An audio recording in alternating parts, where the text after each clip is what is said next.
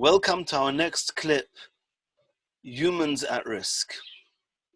We said that we were going to start going through the 20 reasons that good people sometimes do bad things.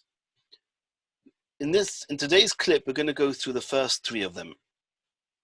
Number 1, his birth certificate, nature or nurture.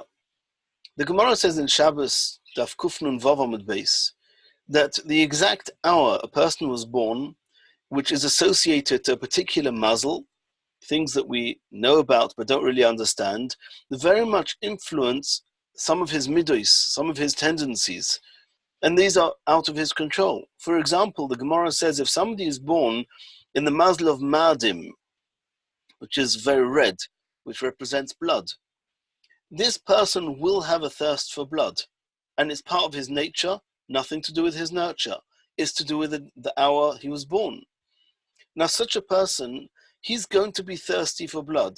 He's going to have to use his bechira to choose whether to be a murderer, a mohel, a shochet, or maybe a dayan, that sometimes in the time of Arizal it was like that, where he had to make din, he had to be strict, he had to impose din on other people.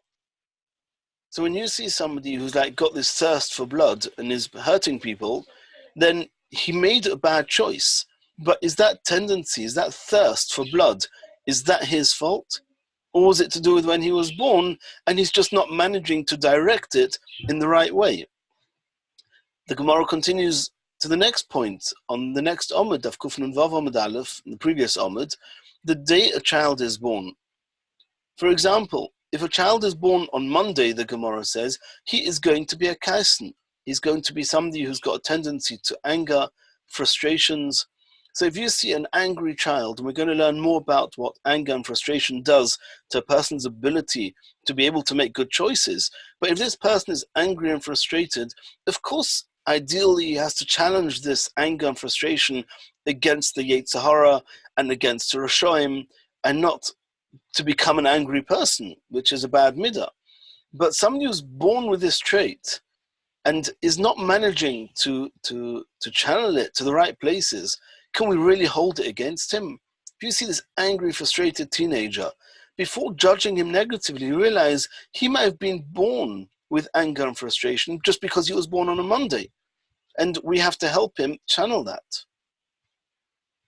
Number 2, the Arizal writes, and this is something which is very much discussed in the Kabbalah Forum, we're not going to do that now, but in Shar Hagilgulim he writes that if somebody did an avairah in a previous gilgul, and he's now come back to rectify that, then it's going to be almost impossible for him to go through this gilgul without doing those same avairahs again. I'm not sure, but it could be that the understanding of that would be that if he's in this gilgul to do teshuva on the previous gilgul, the only thing that will make him do teshuva on that is if he's first doing the avairah. So Hashem will almost force him to do the avairah or put him in a serious challenge to withstand such an avairah, and the likelihood of him falling is very high. But is it really his fault? Was he given a fair chance? Well, obviously, if Hashem said that you mustn't do an avairah, he was expected not to do the avairah. But could we really say this is a bad guy doing bad things? Or is this a good person who's really pushed to the end of the line in order to make him go through this avairah in order that he can rectify it later? And the third point, this child may have been born with a unique, smelly, and well-paid job. The Leshem writes in one of his Sfarim, and I'm going to read you out the Leshem.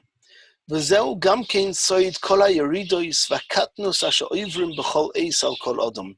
Now people, we all go through it on some level, some more than others, but we feel down, we feel low. The person has to be very careful.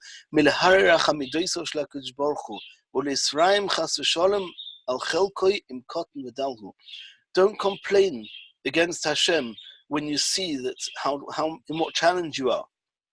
He sees he's not managing to control himself with his avodas Hashem. Or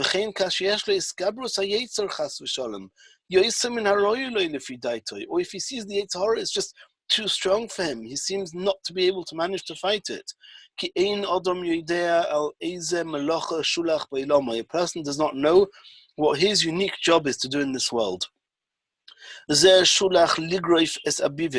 some people who are put down in this world to clean the sewers, to clean them, to purify them. And that person is always going to be under duress, is always going to be in this dark and smelly place. And somebody else was sent down in order to make nice the palaces of the king. The